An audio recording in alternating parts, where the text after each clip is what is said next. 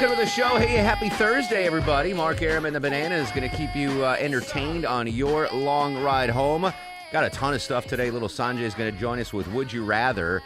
50th anniversary of Woodstock is today, and Dale Jr. escapes a fiery plane crash. But before we get into what I plan to, Chris Chandler, you had what we call in the business a kicker story at the end of your newscast there? A kicker story. That means, for if the folks not familiar with the official news lingo, it means a humorous story to end the dire doom and destruction. Exactly. So you do the heavy stuff, and at the end you do a little kicker. That's right. It can be informative or funny or whatever. Right. This one was informative for me. 50%. What was the stat you 60. said? Hold on. I got it here. Oh, you're right. Nearly half of American adults still use cash for purchases under $10. That surprises me. I never have cash. Never. I have cash at home. Yeah. I usually don't carry cash with me. Yeah. But the other day, this is going to just show what a slob I am. I was at Arby's, and I was going to pay with my credit card, and I dropped my credit card down, that no man's land between my seat and the middle console. Yeah. And I couldn't get it. So I had enough to pay for the Arby's, but I couldn't get the thing. So I've been cardless basically for 4 days. Horror. It's crazy. But what I noticed is when I had no access, I mean, I've got another credit card, but I use one for the main purchases, for the miles, like you say. Yeah. So I've been paying with everything in cash for the last 4 days. And it's really curbed my spending, knowing that, it's cash. Like, I'm actually paying with cash. That's real money. With the card, it's like, it's the card. Put it on the card. I think it's fine. At Kroger, it's more embarrassing to have the cash. They don't quite know what to do with it. They really don't. Yeah, so I just found that. I mean, I went today. I was like, all right, I'm running out of cash. I got to get my credit card. So I moved the seat back and went in there with my flashlight, and I found my credit card. But it was an interesting social experiment for the last 4 days of not using a credit card and just using cash. It's like, do I have enough cash to get this purchase? Do I have enough cash? I felt like I was in 1979 again. I think that's fine. Yeah, exactly. I remember 1979. I was looking for my checkbook. I'm like, let me write a check for this, Arby's. Will Arby's take a personal check? Anyway, do you guys carry any cash? No. Whoop. Never. Never? Are any of your purchases ever in cash? Nope. I just keep enough cash in the truck for valet. Yeah. If I'm just to planning tip the something valet out, guys. yes, then I'll take enough for cash, but not just randomly. Deb Green, who I'm never gonna figure out. Do you probably go? Yeah, I have $400 on me right now. Like, you probably are a strictly cash person, right? I usually have a little bit on me just in case. You never know where you're going to end up. But if I have enough money, I will pay in cash. Otherwise, we put it all on a credit card. The perfect amount of cash to have is $29.76. You should always have that on. Why? What's $29? Just because that's what you have on you right now. No, because I know I'm counting right now. Because you can make change with everything. Oh, sure. You know what I'm saying? I got Enough you. dollars, enough fives. Yeah, exactly. Gotcha. 5. You get a 4 tens. ones, a 5, a 10, and a 20, or whatever. 30. Maybe it's $39.76. I think it's 39. Yeah. Let me see right now. I've got 5 fives and 4 singles. So I have $29. I'm $10 short. But it's weird. I didn't think that many people used cash every day. I don't like. I will use cash on occasion if I don't trust where I'm at, that they might steal my credit card info. Oh, yeah. If it's a shady joint, like Low T's gun range, I'm like, I'm going to pay in cash. It's an upstanding or establishment. Or if I'm buying something embarrassing and I don't want a paper trail on it, then I'll pay for cash. You know what I'm saying? But that's crazy. 50%. Is there any one item that you'll just pay cash for? Nothing, right? No. 50. Who are these 50% of people paying I cash? bet the older generation, maybe. Like, my father doesn't own a credit card. He never has. Yeah. He'll pay cash as much as possible. He has to. My dad always has cash, but he'll use his card. I mean, he's not an animal. When I had to watch my spending, Not a Neanderthal. I used a lot of cash. I spent. When I was younger, probably until I got into my 30s, I used as much cash as possible because it kept me more responsible. Because I would always be like, "Whoa, I spent a lot of money." Well, the card, I never noticed how much I spent. That's why they use chips in a casino. Mm-hmm. Because if you use cash, you'd be like, "Wow, that's $100." Yep. But you're like, "Oh, it's just It's one a chip." It's one chip. That's why, because your mind, our minds, not just you, Chuck, our minds, don't equate that $100 chip for $100. It's just a chip. That's why you can't bet with cash in a casino. You have to change in your cash, and then they give you chips because your mind doesn't equate the same. I'll tell you what. The one thing I was really frustrating. I went to pay my Georgia Power bill the other day when I didn't have my credit card. They wouldn't take casino chips. They wouldn't take casino chips. By the way, my AC bill this month is oh my God. Yeah, it's I gotta sell a kidney. Yeah. But anyway, so I log in and I try, and it says your saved info. I hit my saved info, but then I have to re-enter the credit card secret digit, whatever thing, and I didn't have it. I'm like, That's why that's what got me to fish the credit card out of my thing. Finally get it out. Because I didn't remember the secret number. Anyway, I just an interesting kicker story there from Chris Chandler. 404-872-0750, 1-800-WSB Talk. So here's the big story. I woke up this afternoon and the coverage was on this Dale Earnhardt Jr. plane crash. I don't know if Erickson talked about it or not, if you heard it in the news. But Dale Earnhardt Jr., obviously probably the most famous racing NASCAR guy alive right now. He's a racing analyst. I think he's retired. He and his wife and their dog survived a private jet crash in eastern Tennessee. Fiery crash. They had they posted the video up. I mean, just awful. It's amazing that he walked away from this. And it got me thinking about all the famous people that have died on plane crashes. And Deb Green, executive producer of the Mark Arum Show, pulled up a list. I asked her to pull up a list of famous people. Half of these people I don't know. I'm sure they're more historical figures. Some of them are, yeah. Yeah, Dag Hammarskjöld. He was the second Secretary General of the UN. He died. That's a cool name. Yeah. But listen to all these famous people that died in plane crashes, Longoria. Aaliyah, Roberto Clemente, the great Puerto Rican ball player. Ironically, he died. He was going out to help poor people in Puerto Rico, like on New Year's Eve, December 31st. And his plane crashed, and he had died. He had exactly 3,000 career hits when he died. It's amazing. Anyway, Roberto Clemente, Patsy Cline. I didn't know Patsy Cline died in a plane crash. Yeah. I love Patsy Cline music, by the way. Jim Croce. I didn't know he died in a plane crash. Here's one that surprised me.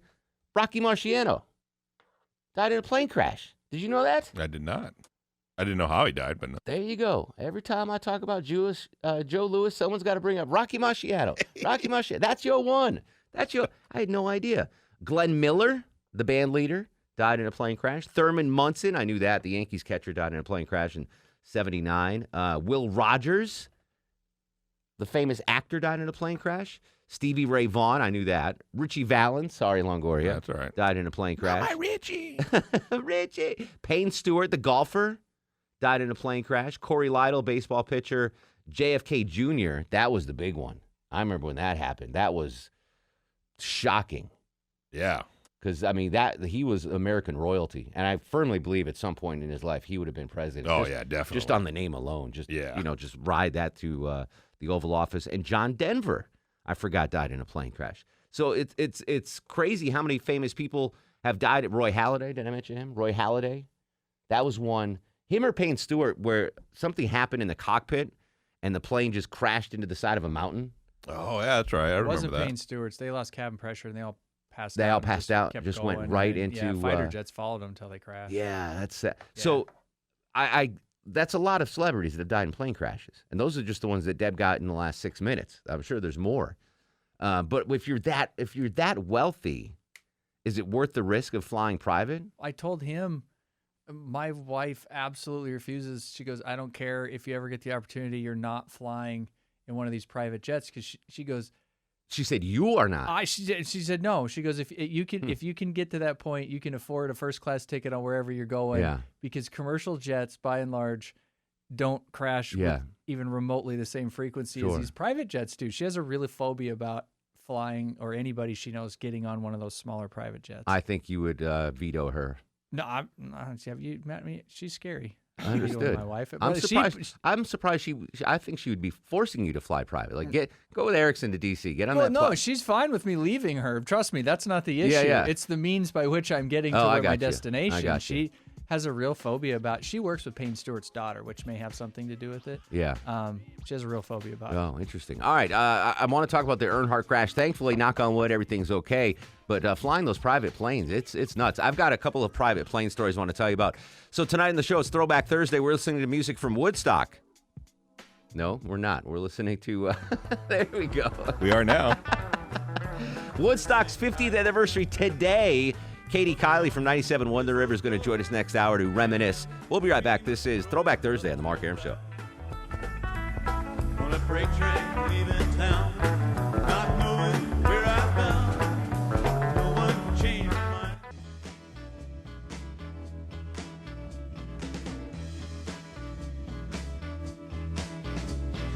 Welcome back to the show.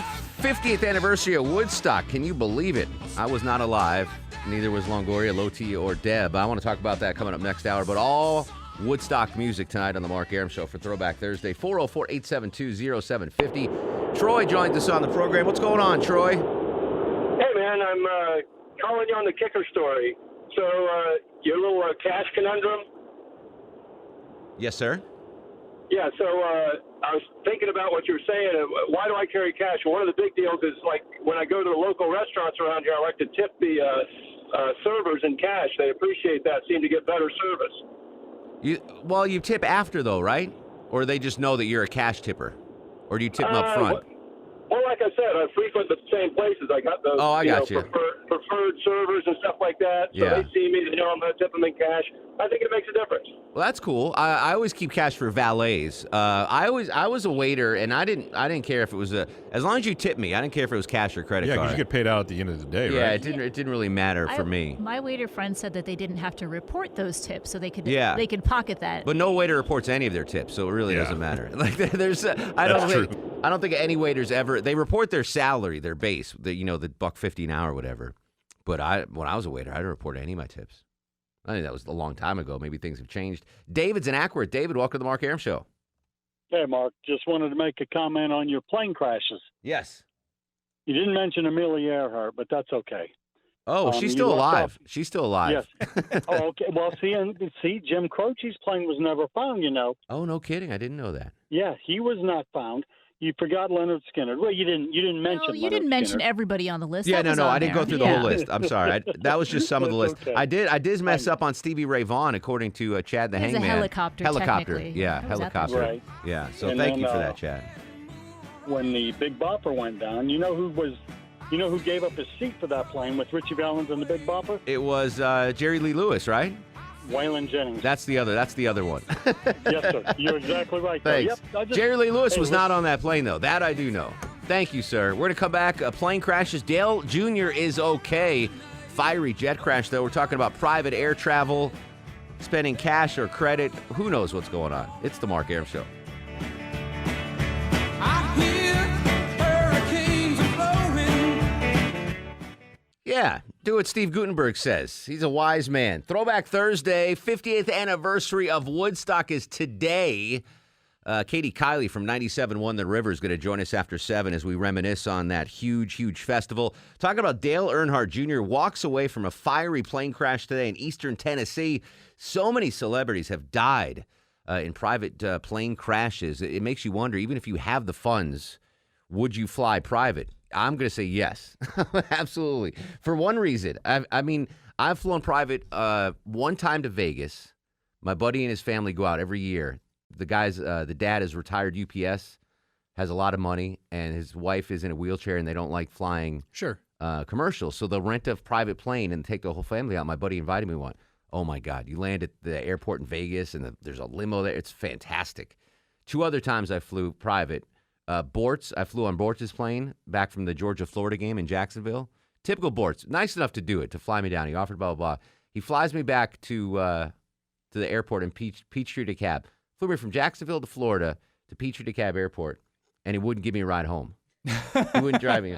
He's like, call a cab, and took off.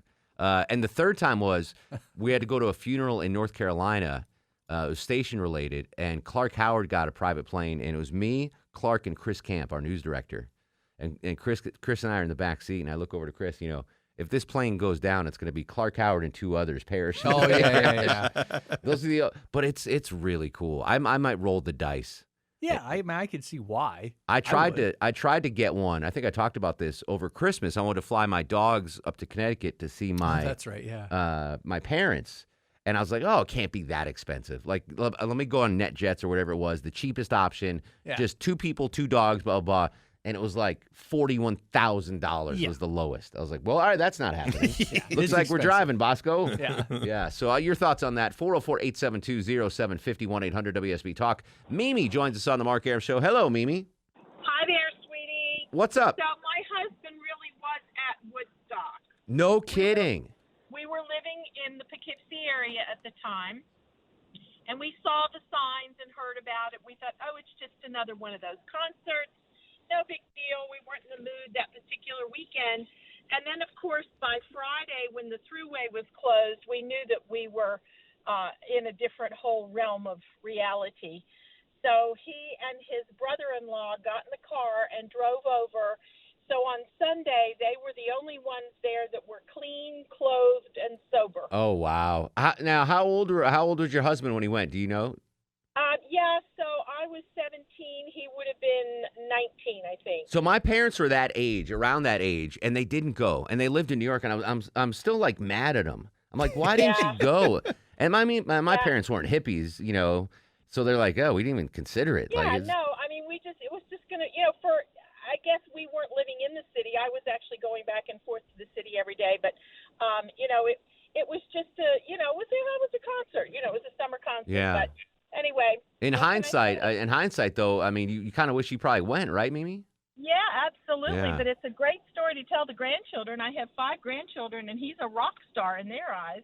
Oh, absolutely. I mean, you never know. But no other concert get-together, Deb Green, has ever even come close to Woodstock. You know, you've got Lollapalooza, but nothing will ever touch the original Woodstock, right? Yeah, I think people will throw like Monterey Pop or Altamont or something, but it wasn't heard of either of those. But they weren't as big as what Woodstock turned out to be. Yeah, interesting. Do you think Woodstock is as big as it is because it only happened once as opposed to like Lollapalooza that happens every year? Absolutely. It was a one-time thing. It was done by like 20-somethings who just had a great idea to let's do it. No one really knew the artists. A couple of them were big, but really they were still kind of new in the scene. And so it's like Crosby, when we go to Crosby, Stills, Nash & Young, that was their second time ever performing in front of an audience. It's like when we go to Music Midtown and you don't know some of the artists, and then 2 years later they're like on the top of the chart. So you didn't know what you were getting into. It was just a music festival. Like 4 years ago, I went to see Longoria and the Bucketheads at Music Midtown, and I had no idea who they were. 404-872-0750. Dave joins us on the program. Hello, Dave.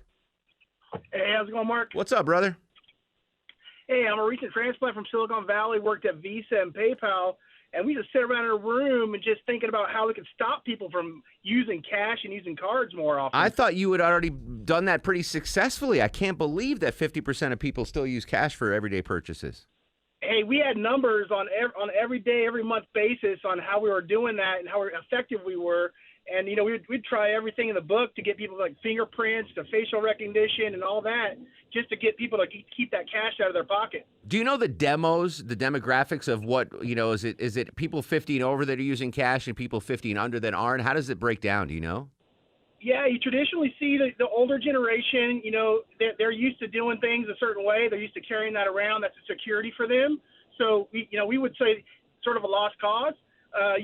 Let's target those up-and-comers who, have a digital device in their hand, who have an affinity to technology or something like that, and we'd try to go after that. So as they became older and more affluent and with purchasing power, we'd go after, how do we continue to keep them with 100%, card only. I'm kind of like in that middle range. So I'm 45, and you remember Fisher? Yeah. Fisher owed me $100, and he sent it to me on Apple Pay. And it was sitting on my phone for 4 months. I'm like, I don't even know how to use it. I don't know how to get rid of it. You don't know how to get it? I didn't know what to do. So I was like, Maya, what do I do with this? It's just sitting there. She goes, transfer it to me, and I'll give you $100. So, I'll give you $50. Yeah, I'll give you $72. Charge. But it was, I'm not hip, but I'm not, super old. I'm in the middle. I'm like caught. Like, do I pay? I can't walk around without no cash in my pocket. I've got to have some cash. That's just habit. Like, whatever. I got to have $8 in my pocket, at least, or something to do. I don't know. It's weird. All right, coming back on Woodstock's 50th, 404-872-0750, 1-800-WSB-TALK. Talking about that. Dale Earnhardt Jr.'s plane crash. And do you use cash on a daily basis? 404-872-0750. This is the Mark Arum Show.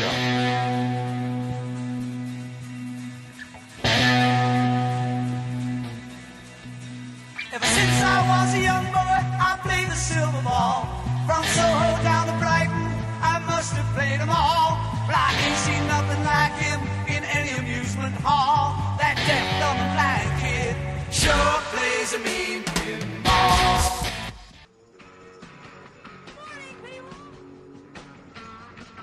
50th anniversary of Woodstock. Dale Earnhardt Jr. survives a fire. And, oh, yeah, that hotel, the Legionnaire Hotel, is open. Before we get back to the phone calls, Alex Williams from the traffic team joins us here for another edition of Does Alex Williams know that food? Does Alex Williams know this food? Let me hear the intro so I can get it right, Longoria. Does Alex Williams know this food? Does Alex Williams know this food? Does Alex Williams know this food? That boy don't know what that is. Let's see if that boy knows what it is. Alex Williams, tonight's food, Scrapple.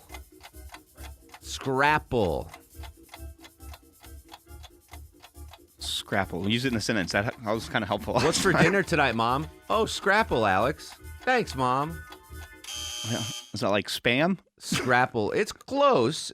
Scrapple is a mush of pork scraps and trimmings combined with cornmeal and wheat flour, often buckwheat flour and spices.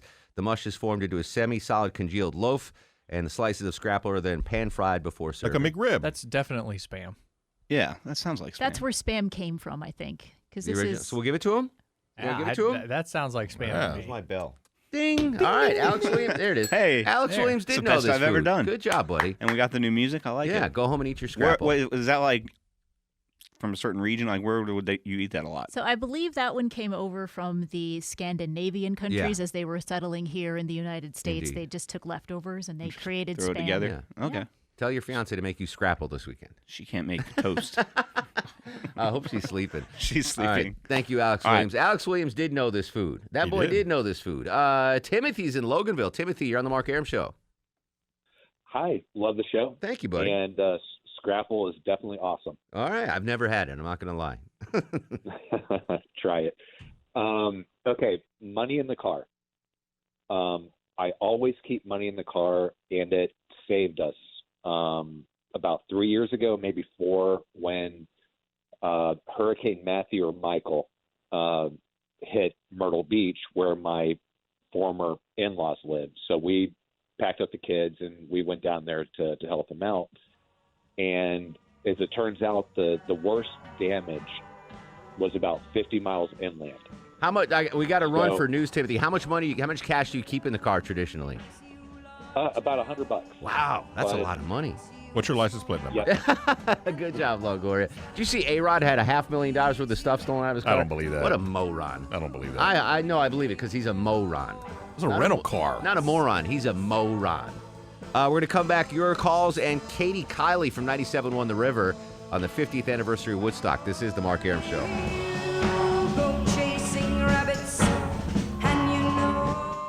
The Mark Arum Show is performed before a live studio audience. No, I want this town to be near you. I stand alone.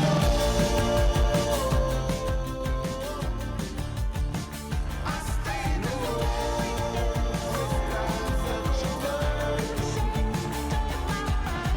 Welcome back to the show and a good Thursday Eve to you. Mark Arum here, you there. It's 7:08, 8 minutes after 7 o'clock. This is the Mark Arum Show, heard Monday through Friday, 6 to 8 p.m. on 95.5 WSB, Atlanta's News and Talk. In case you're just joining us, 7.5 on the Mark Arum Show back sweat meter. Wasn't too bad. Lil Sanjay is going to join us in just a couple minutes with Would You Rather. I'm going to get back to your calls in a second. But today is Throwback Thursday. We're listening to songs from Woodstock. Woodstock was 50 years ago today. Joining us in studio from our sister station, 97.1 The River, Atlanta's rock expert, and my good friend, Katie Kiley. How are you, Katie? I'm doing great. How are you? Excellent, excellent. Most monumental day in rock history, perhaps? It's certainly got to be one of them, right? Up there, right? I mean, oh my gosh, yeah. 50, I mean, that's really pretty unbelievable. Yeah, and the amazing, and there was a movie that came out after it, and it really set the standard for festivals, and it's often been tried to be replicated, but never duplicated. Can't replicate. Yeah. Those people just, in the mud, just getting to where they needed to go. I mean, they had no idea. Nobody had any idea what that was. It was kids that ran it, and you look at the set list and who played there: Hendrix and Joplin and Crosby, Stills, Nash and Young, and Santana, the Grateful Dead, Arlo Guthrie, The Who. How about the weirdest band that played?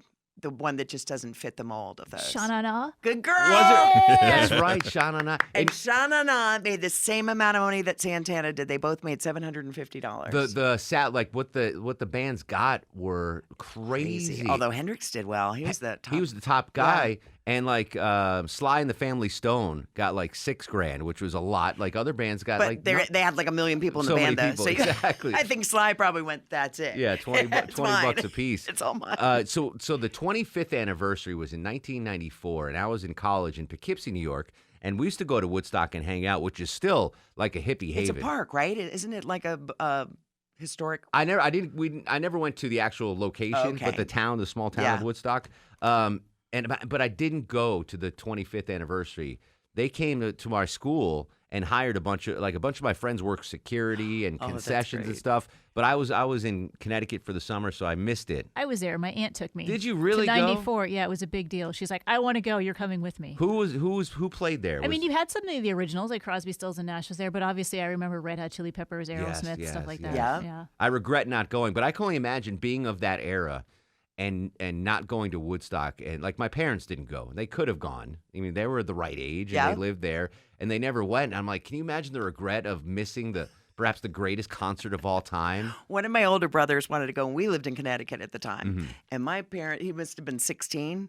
They were like, no way. I'm surprised he didn't just go, because that's the kind of guy he was. Yeah. But there was just no way. My parents knew. Nobody else knew, but my parents knew that it was going to be what it was. Yeah. So they were like, nope, not going. It's amazing. Well, I don't feel guilty because I wasn't alive yet, but I would have felt really guilty if I was of age. You're right. You're exactly right. Yeah. I mean, it was one of those things that if you were within driving distance of that, you had to go, Sure, right? but you think about it. This is 1969, pre-internet, pre-everything. The word it'd be tough to convince me to go. Like, really, I'm going to drive all the way up to upstate New York for. I mean, I'm kind of lazy too. It would be tough to convince you. Yeah, because without firm details, like definitely, a place to sleep and whatever. I think it kind of became like this mythical unicorn. Like, it's going to have this, this, this, and this, and no one really knew. And then it kind of got bigger and bigger, and so you just wanted to be there. I love reflecting on it, though, even though I wasn't around. Katie Kiley, 97.1 The River. We can listen to you when and where, my dear? From 3 to 7 at 97.1. We prefer you listen 3 to 6. And then flip over to the Mark Arum Show. But if you must get the full 4 hours of Katie Scarlett, then please do so. Can I just add one more quick thing? Please. Do you know that couple that are on the cover of the Woodstock album are still together? No way. Yes, they are. So the lady the guy's wrapped in the blanket and he's kind of holding her. And she said she just wanted to go to see what it was like and go to church on Sunday. But of course that didn't happen. No, they never got out of there. They're still together. That's excellent. Cool. Yeah. Katie, always good to see you, buddy. You too, sweetie. Thanks. Thank you. 404-872-0750, 1-800-WSB-TALK. Chad joins us on the Mark Arum Show. Hello, Chad. Hey, how are you doing? What's up, buddy? Well, when J.P. Richardson and Buddy Holly and them got killed in the plane crash, they put it all out over the stereo on our lunch. They announced it on the radio. We listened to all that on lunchtime during the when I was in high school. Yeah. It was that's a crazy scenario, huh? The Big Bopper. So I mean, it was when Big Bopper and Richie Valens and all them got killed. I mean, the girls were falling out on the floor crying. What do they call it, Deb? The day the music died, right? The day the music died. The day the music died, and probably the worst day in Longoria's life. And he wasn't even born yet. That wasn't. La Bamba, no more. Tony's in Winder. Tony, welcome to the Mark Arum Show. Hey, I don't know how to start this. You was talking about the cash and credit. Yes, sir. Yeah, okay. You know what gets me is a lot of places will give you a discount for paying cash.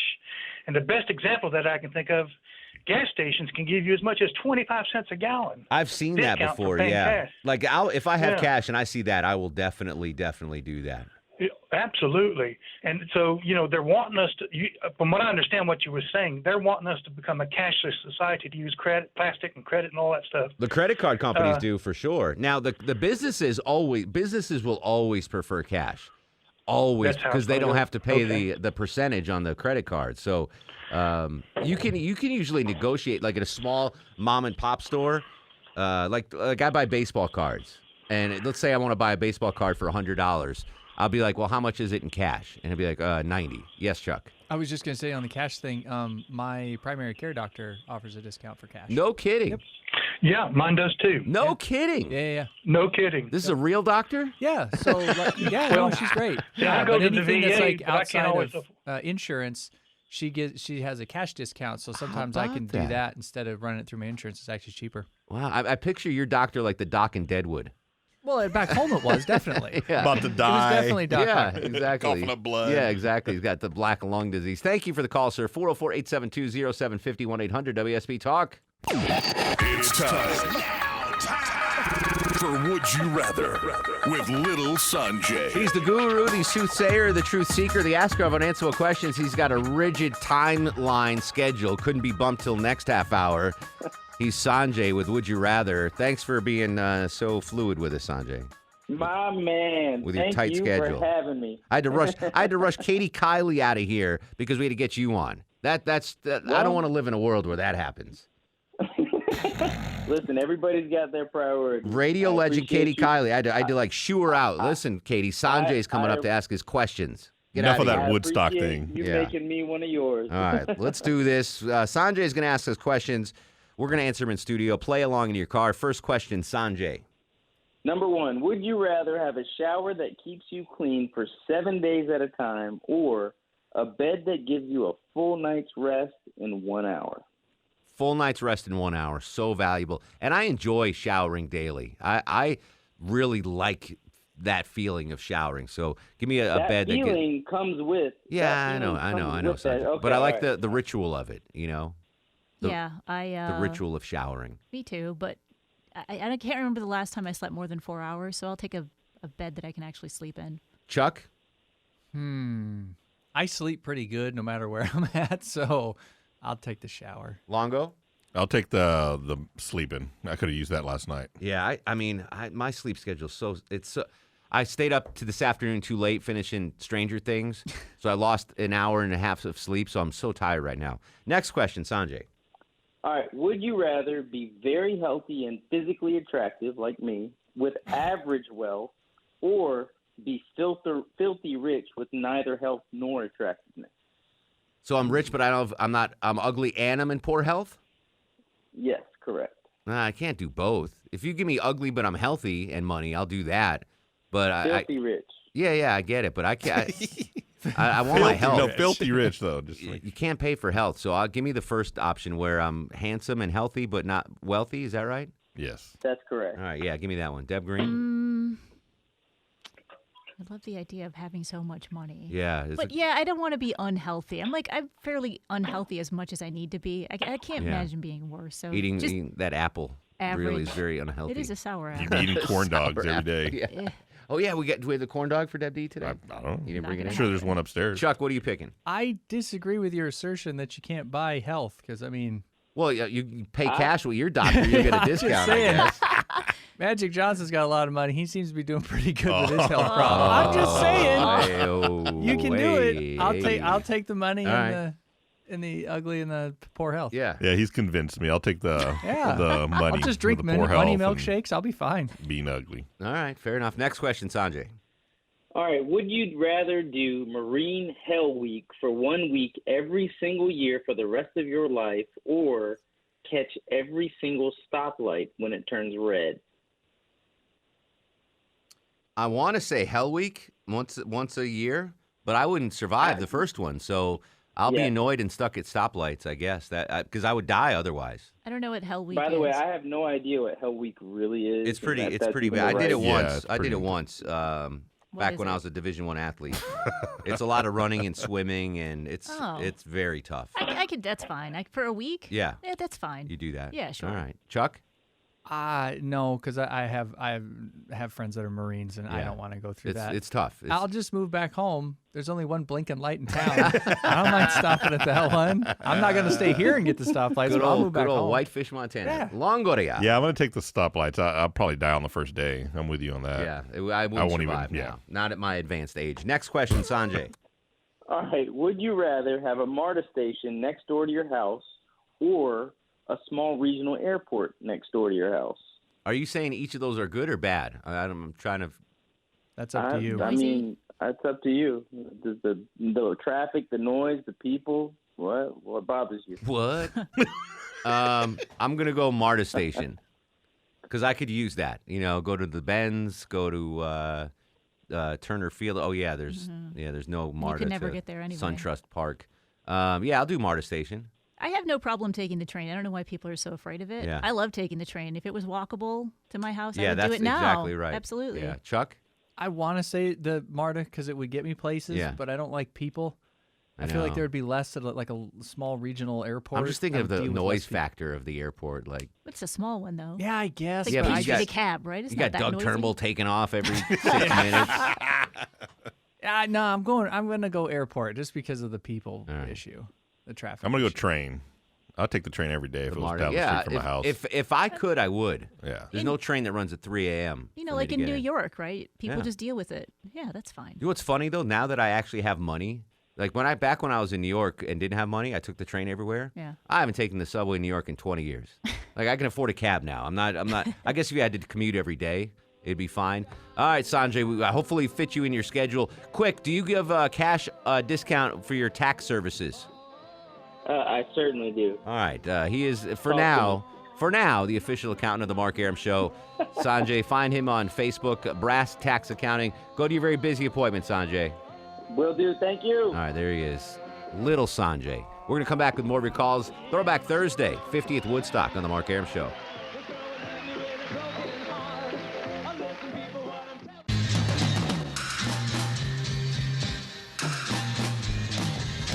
Welcome back to the show, 726, still 93 degrees on Peachtree Street, talking about a lot of things, including the 50th anniversary of Woodstock.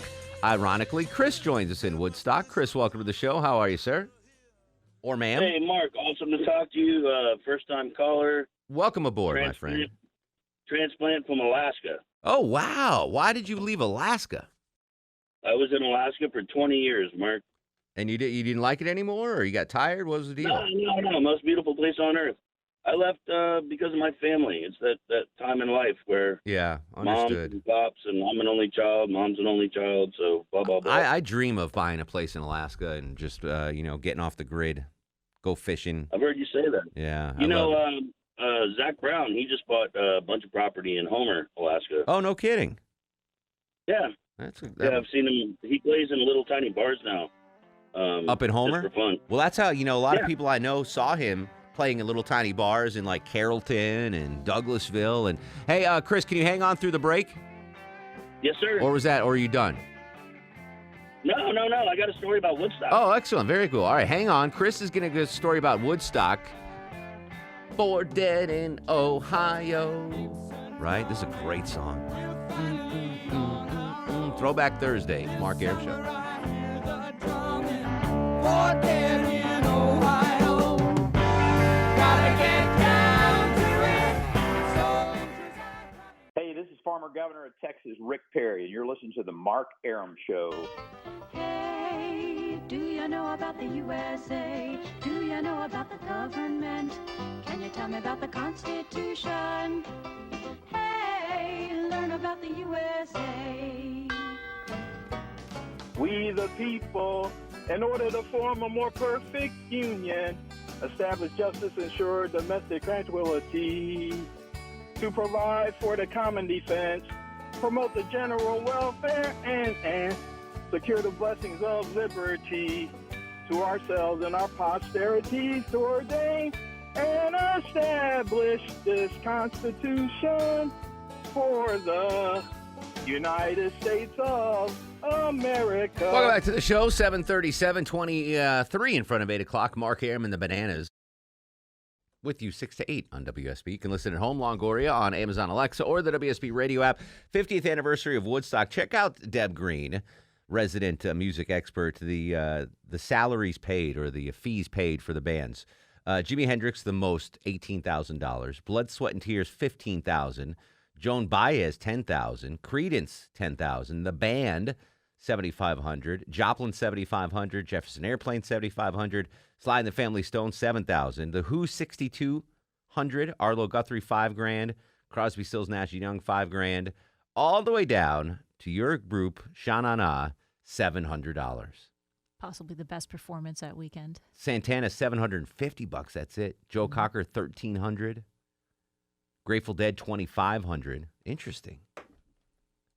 Wonder what that translates into 2019 dollars. Was it comparable? Probably not, right? Probably not. And now everyone has these crazy riders. There, I'm probably sure they're like, we just show up and play. Yeah, exactly right. Probably not even food or bathrooms.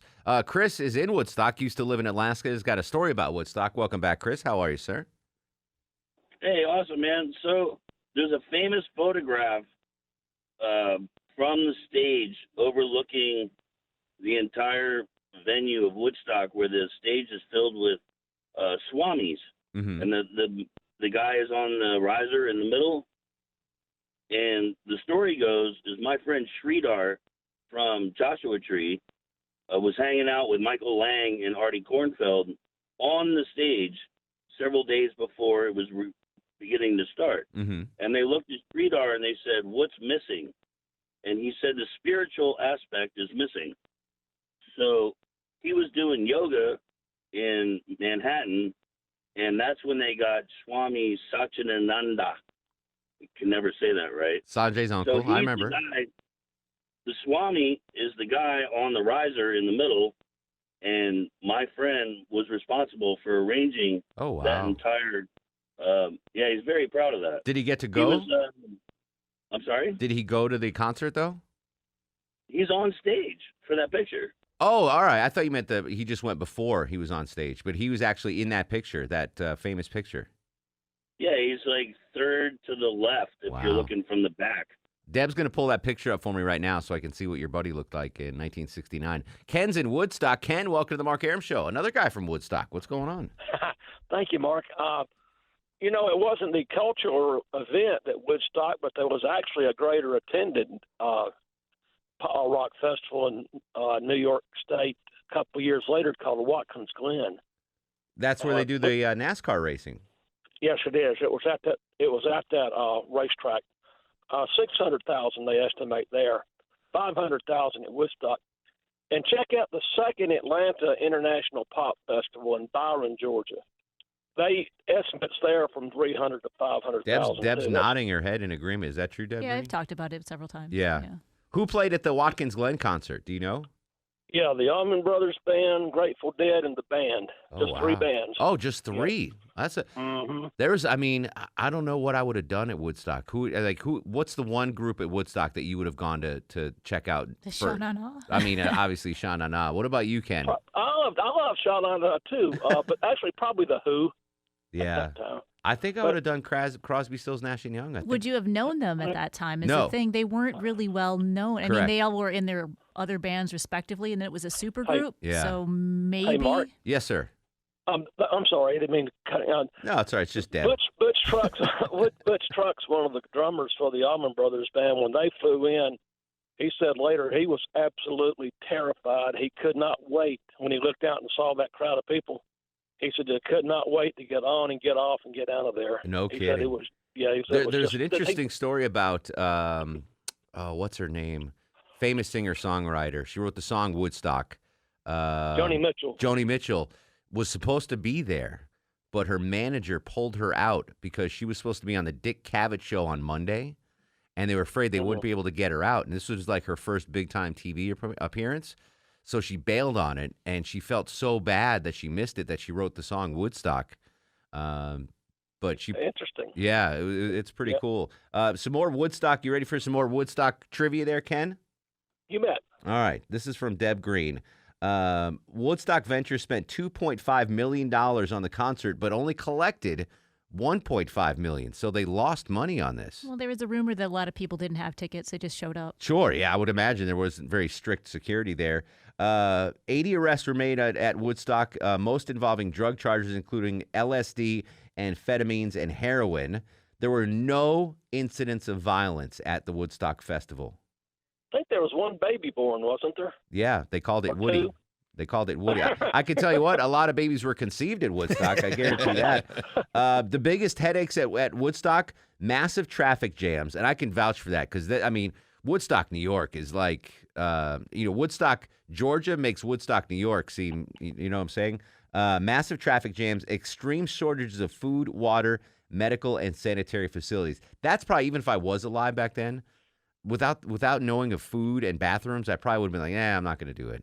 I'd say, And I it wish. rained. Yeah, it rained It rained too. Yeah. Mm-hmm. Here's something I didn't know. It was probably really miserable. But I would have done it had you known how historic it was going to be. Sure, in hindsight, for sure.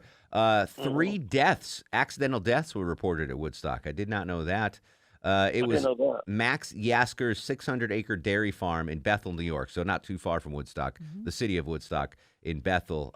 It was held August 15th to 18th and billed as an aquarium exposition, 3 days of peace and music.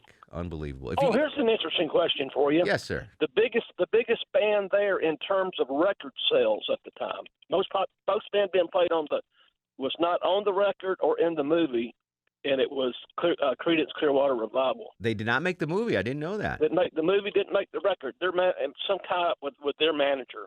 Interesting. And, yeah. Oh, yeah, because a lot of the bands, I think Neil Young is not featured in the movie. They cut him out because he wouldn't sign the release. He also stepped out from a big portion of he didn't want to play for part of it. So it was Crosby, Stills, Nash, not Young. He's an ornery little guy. He's Canadian. Yeah. Canadian. Both of you said it. That's too funny. I thought Canadians were nice. Thank you, Ken. That was a great call, my friend. Dave's in Alpharetta. Dave, welcome to the Mark Arum Show. Hello? Hello, Dave. It's actually Ricky. Wow, Chuck, you really whiffed on that one. That's not even close. Yeah, I whiffed on that one. How you doing, Ricky? One thing I think about Woodstock, obviously, I'm Gen X. I was born in 73. Mm-hmm. Couldn't have gone to Woodstock. But, I mean, looking back on it, I think, yes, it was a music festival, but at the same point, I think there was a lot of other things, let's just call them, drugs, that drew these people to that area. Yeah, it was a hippie haven. I mean, it was kind of, yes, it's a music festival, but we also kind of wink, knew what the hell was going on. You know what I mean? Agreed. Wink. Okay. Yeah, absolutely. And by the way, private jets, let me get on to another thing. Yeah. I'd rather take a private jet, Mark, than I drive up 400 every day to get home. I don't know if you can do a private jet up 400. I mean, seriously. Yeah. If I had a helicopter, I'd probably go home. But I'd rather take a private jet than drive up. Amen, 400. Ricky. And what I found too is, thank you, Ricky. Thank you. Once you've flown first class, it's really tough to go back to coach. Yeah, I've never flown first class. But flying private and going back to commercial, it's not. I mean, I don't know. You'd have to ask like Hannity or Jay-Z. Can they go back to flying coach now after flying? I wouldn't think so. Go back to flying commercial. I think it would be easier to fly first class and then go back to like regular than to fly a private jet with nobody on it, and then go back to like common folk. Yeah. I don't know. Ask Hannity tomorrow, Chuck, if he could go back to flying commercial. Hey, did you know Chuck and Hannity are boys? Really? BFFs? Yeah. I don't know about BFF, but they're tight. Was it the construction thing when y'all both worked in construction? Chuck taught him Aikido or whatever hell he's doing right now. Chuck's his dojo master. Stop it. Joey's in Jonesboro. Joey, welcome to the show. Joey? Hello? Is your name? Hey, yeah, Mark, go ahead, buddy. Mark. Hey, Leonard Skinner died in a plane crash. Well, how many members died in that plane crash, Deb? Three? Who? Van Zant? Plus the pilot, and it was really only like 2 that walked away. Yeah, I don't know. It's weird how many famous people have died in those private aircrafts. I guess I'll be okay. Appreciate I'll never you be famous. Taking my call, Mark. All right. Hey, no problem, Joey. Joey's got to run, guys. Joey's got to run. We got to get back. We have tickets to give away. We do. We have some tickets for the golf at Eastlake next week. So we have a pair if you'd like to give those away. So we got one more segment to go on the Mark Arum Show. 404-872-0750. 1-800-WSB-TALK on Twitter and Instagram at Mark Arum. By the way, Longoria, the Mark Arum Show podcast is available online at WSBradio.com or on iTunes. You can subscribe to that puppy. I checked on there today. We have 5-star rating on the iTunes podcast.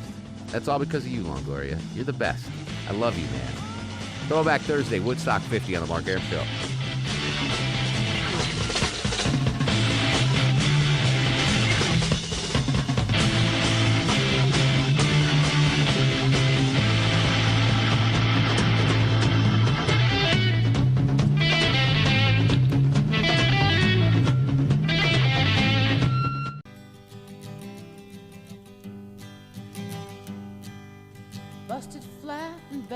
Welcome back. Final segment of the Mark Arum Show. Thanks for hanging out throughout the drive home. Hope you were entertained at some point. Christian joins us on the program. What's going on, Christian? How you doing, Mark? Excellent. Thank you for taking my call, man. What's cooking? Yeah, I was just calling with regards to the giveaway tickets. I don't know if I missed it. Oh, all right. Oh, yeah, I got to give away tickets. Hold on. Let me put Christian on hold. You're locked in, actually, Christian. Joe, are you there? Yes, sir. You want tickets, too? Yes, please. All right, Mark. hang on. Hold on. Joshua's in McDonough. Joshua, you want tickets, too? Yes, sir. All right, here we go. I only got one pair of tickets to give away, so this is going to be a battle royale on the Mark Arum Show. I'm going to ask you a question. If you know the answer, scream out your first name, and I'll answer you first. All right? So that's we're going to use that as the buzzer. You ready? All right, sure. Yes, sir. What town in Montana is Low T Chuck from? Joey. Joey, go ahead. Montana? Yeah. What town is Chuck from in Montana? God almighty. That's all right. Okay. He's not even actually really from there. He's out. All right. Close enough. All right. Here's the next question. Here's the next question. It's, again, if you have the right answer, scream your first name out. Are you ready? Yeah. Which is better, burritos or enchiladas? Joey. Christian. I think it was Joshua. Joshua, what's better, enchiladas or burritos? Burritos. There you go. Oh. Good job. I'm not giving him those tickets. Hey, they're not yours to give away. answer. Hey, Christian and Joey, I appreciate it, but Joshua gets the tickets for knowing, despite Deb Green. wrong answer. The Yes, wrong answer. that hate me, but he knew the answer I was looking for, so that I'm kind is of actually... upset that they don't listen and pay attention to some Yeah, of the a things we little bit, talk about. yes. You guys need to listen to the podcast a little bit more. Yeah, it's all right, though. It's burritos. Definitely better than enchiladas. Let's do start of the show, Longoria. And now, are you guys ready for the Mark Arum? Oh, not Sanjay for dang sure. Let's give it to Katie Kiley. She's number one star of the show. Katie Kiley from 97.1 The River. Listen to her 3 to 6 p.m. And then switch over to the Mark Arum Show at 6. We'll continue the conversation, Longoria, on Twitter and Instagram. Facebook, Mark Arum, WSB. And don't forget, subscribe to the Mark Arum Show podcast on iTunes or at WSBradio.com. In the meantime, go to sleep, little baby.